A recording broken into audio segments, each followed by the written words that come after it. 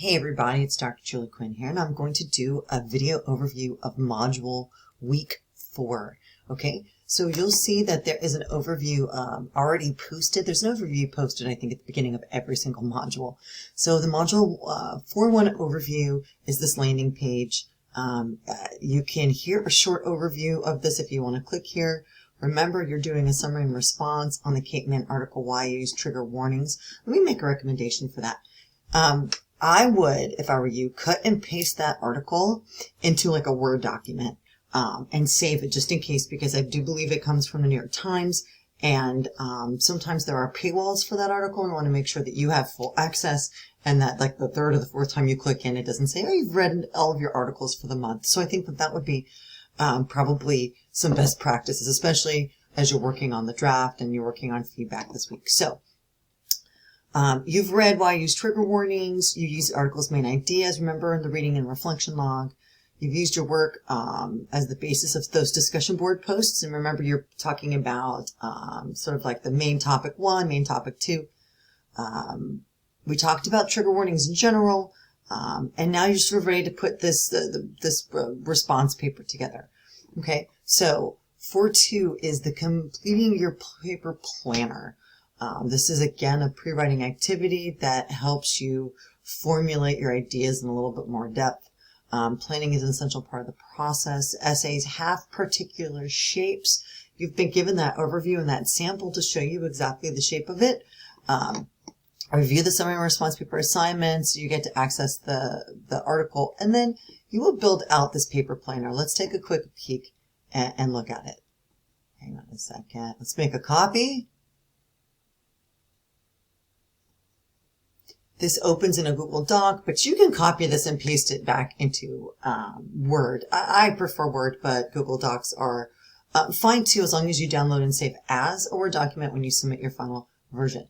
Okay, so organizing your introduction. Obviously, you tell us the title of the article and the author, when it was published and where it was published, and you give a little bit of background on the text. You know, the general summary of it, not every fine detail, but a general background of the text, okay?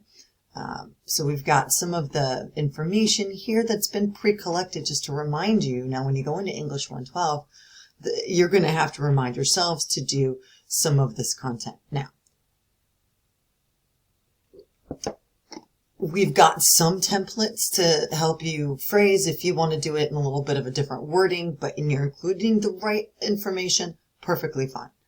Okay, now, on this next page, it says all the information in a summary comes from the article that you're summarizing. In this case, the article is Why Use Trigger Warnings. A summary does not include your opinion. That's the response part, but summary is just, what does it say? Okay. Now, when you think about this, is sort of showing you the shape of the body paragraphs to go. You've got information here. Now we're going to build your own body paragraphs. You're going to grow from this. Then you're going to think about organizing your conclusion and building a works cited page. Here's the sample of what it looks like with author name, last first, the title in quotes. This is MLA style, by the way. The publication, the publisher, copyright date, and URL. For some crazy reason, this is not set in a hanging indent.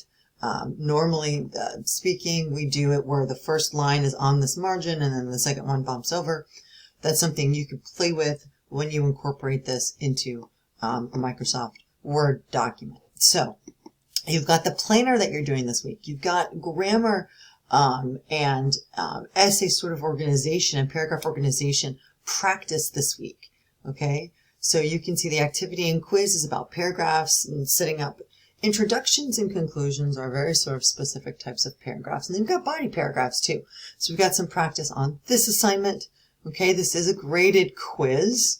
Then you've got this one about how do we ethically borrow information with quote. We don't change any of the information within the wording. We put quote marks around it. We name our author and we have a works cited. Then you've got this draft of summary and response paper. So you're not submitting your final yet, but you're submitting this as a draft. And the moment that you submit this as a draft, you will then be assigned to peers to review. You want to make sure that you do your work on time this week. This is a really important one, so you can get and give timely feedback. I'll create a video a little bit later this week that highlights this assignment in a little bit more depth and what the processes are for peer review. But you're going to have a busy week. You're going to be working on a draft of the summary and response paper, and I look forward to seeing what you can do. So if you have any questions on this, just reach out and let me know.